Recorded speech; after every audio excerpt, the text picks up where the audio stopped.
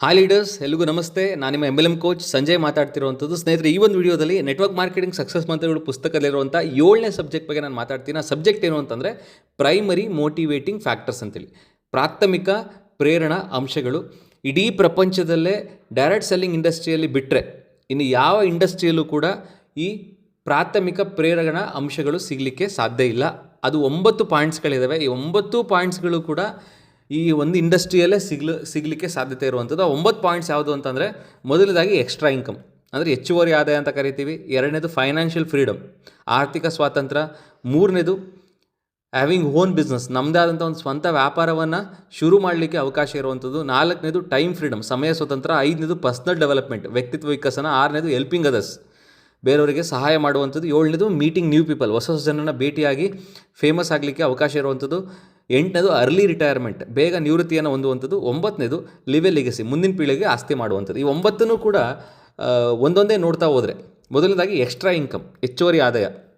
ಅಂದರೆ ನಾವು ಒಂದು ಕಡೆ ಕೆಲಸ ಮಾಡ್ಕೊಳ್ತಾ ನೆಟ್ವರ್ಕ್ ಮಾರ್ಕೆಟಿಂಗಲ್ಲಿ ಕೆಲಸ ಮಾಡಲಿಕ್ಕೆ ಅವಕಾಶ ಇರುತ್ತೆ. ಇದನ್ನು ಪಾರ್ಟ್ ಟೈಮ್ನಲ್ಲೂ ಕೂಡ ವರ್ಕ್ ಮಾಡಿ ಒಂದು ಅಡಿಷ್ನಲ್ ಸೋರ್ಸ್ ಆಫ್ ಇನ್ಕಮ್ನ ಕ್ರಿಯೇಟ್ ಮಾಡಲಿಕ್ಕೆ ಸಾಧ್ಯತೆ ಇದೆ. ಇನ್ನು ಎರಡನೇದು ಫೈನಾನ್ಷಿಯಲ್ ಫ್ರೀಡಮ್, ಇಲ್ಲಿ ಅನ್ಲಿಮಿಟೆಡ್ ಇನ್ಕಮ್ ಇರೋದ್ರಿಂದ ನಾವು ಎಷ್ಟು ಬೇಕಾದರೂ ಕೂಡ ಇಲ್ಲಿ ಆದಾಯ ಗಳಿಸೋದಕ್ಕೆ ಸಾಧ್ಯತೆ ಇರುತ್ತೆ.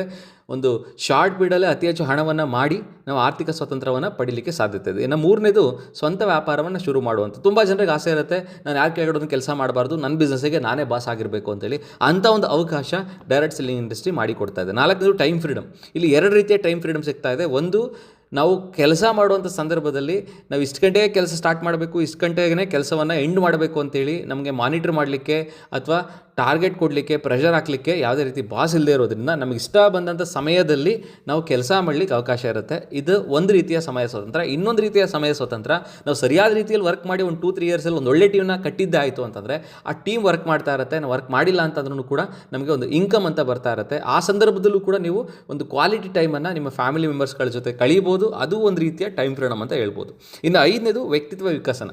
ಈ ಇಂಡಸ್ಟ್ರಿಯಲ್ಲಿ ನಾವು ಒಂದು ಒಳ್ಳೆಯ ವ್ಯಕ್ತಿಯಾಗಿ ಬದಲಾವಣೆ ಆದರೆ ಮಾತ್ರ ನಮ್ಮ ಟೀಮ್ನಲ್ಲಿ ನಮ್ಮನ್ನು ಫಾಲೋ ಮಾಡಲಿಕ್ಕೆ ಸಾಧ್ಯ. ಹಾಗಾಗಿ ನಮಗೆ ಗೊತ್ತಿಲ್ಲದೆ ಒಂದು ಒಳ್ಳೆಯ ವಿಚಾರಗಳನ್ನ ನಮ್ಮ ಜೀವನದಲ್ಲಿ ಅಳವಡಿಸ್ಕೊಳ್ತಾ ಒಂದು 10 ಜನರಿಗೆ ರೋಲ್ ಮಾಡಲಾಗುವಂಥ ವ್ಯಕ್ತಿಯಾಗಿ ನಾವು ಬದಲಾವಣೆ ಆಗಲಿಕ್ಕೆ ಒಂದು ಅದ್ಭುತ ಅವಕಾಶ ಡೈರೆಕ್ಟ್ ಸೆಲ್ಲಿಂಗ್ ಇಂಡಸ್ಟ್ರಿ ಅಂತ ಹೇಳ್ಬೋದು. ಇನ್ನು ಆರನೇದು ಹೆಲ್ಪಿಂಗ್ ಅದರ್ಸ್, ಇಲ್ಲಿ ಇನ್ನೊಬ್ಬರಿಗೆ ಬೆಳೆಸದೆ ನಾವು ಬೆಳೀಲಿಕ್ಕೆ ಸಾಧ್ಯತೆ ಇಲ್ಲ. ಇನ್ನೊಬ್ಬರ ಕನಸನ್ನು ನನಸು ಮಾಡದೆ ನಾವು ಗ್ರೋ ಆಗಲಿಕ್ಕೆ ಸಾಧ್ಯತೆಯೇ ಇಲ್ಲ. ಹಾಗಾಗಿ ಇನ್ನೊಬ್ಬರನ್ನ ಬೆಳೆಸಿ ಬೆಳೆಯುವಂತಹ ಅವಕಾಶ ಈ ಡೈರೆಕ್ಟ್ ಸೆಲ್ಲಿಂಗ್ ಇಂಡಸ್ಟ್ರಿ ಅಂತ ಹೇಳ್ಬೋದು. ಇಲ್ಲಿ ನಮ್ಮ ಕೆಲಸವೇ ಇನ್ನೊಬ್ಬರಿಗೆ ಸಹಾಯ ಮಾಡುವಂಥದ್ದು, ಅವಕಾಶಗಳನ್ನ ಕೊಡೋದ್ರ ಮುಖಾಂತರ. ಇನ್ನು ಏಳನೇದು ಹೊಸ ಹೊಸ ಜನರನ್ನ ಭೇಟಿ ಆಗುವಂಥದ್ದು. ಇಲ್ಲಿ ಪ್ರತಿದಿನ ನೀವು ಹೊಸೊಬ್ಬರನ್ನ ಭೇಟಿ ಆಗ್ತಿರ್ತೀರಾ, ನಿಮಗೆ ಗೊತ್ತಿಲ್ಲದೆ 10 ಜನರಿಗೆ ನೀವು ಯಾರು ಅಂತ ಪರಿಚಯ ಆಗ್ತಿರ್ತೀರಾ. ಮುಂದಿನ ದಿನಗಳಲ್ಲಿ ನೀವು ಫೇಮಸ್ ಆಗಲಿಕ್ಕೂ ಕೂಡ ಸಾಧ್ಯತೆ ಇದೆ, ಸೆಲೆಬ್ರಿಟಿ ಥರ. ಇನ್ನು 8ನೇದು ಅರ್ಲಿ ರಿಟೈರ್ಮೆಂಟ್, ಕರೆಕ್ಟಾಗಿ ನಾವು ಒಂದು 2-3 ವರ್ಷ ಸರಿಯಾಗಿ ವರ್ಕ್ ಮಾಡಿದ್ದೆ ಆಯಿತು ಅಂದರೆ, ಒಳ್ಳೆ ಟೀಮ್ನ ಬಿಲ್ಡ್ ಮಾಡಿದ್ದೆ ಆಯಿತು ಅಂತಂದರೆ, ನಾವು ನಾಳೆ ದಿನ ವರ್ಕ್ ಮಾಡಿಲ್ಲ ಅಂತಂದ್ರೂ ನಮ್ಮ ಟೀಮ್ ವರ್ಕ್ ಮಾಡ್ತಾ ಇರುತ್ತೆ.